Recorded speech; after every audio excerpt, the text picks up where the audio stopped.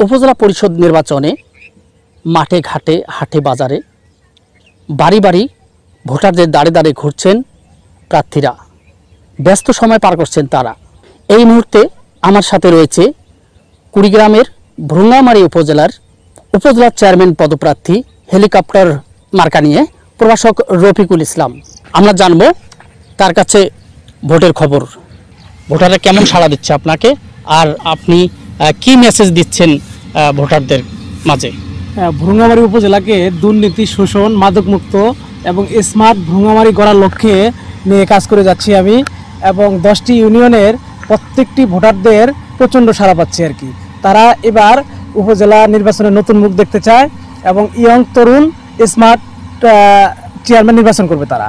মাঠে ঘাটে ঘুরছেন এই প্রার্থী, বিধায় কৃষকরা আনন্দ উৎসবের মধ্য দিয়ে হেলিকপ্টার মার্কায় ভোট দেবে বলে জানিয়েছেন তারা।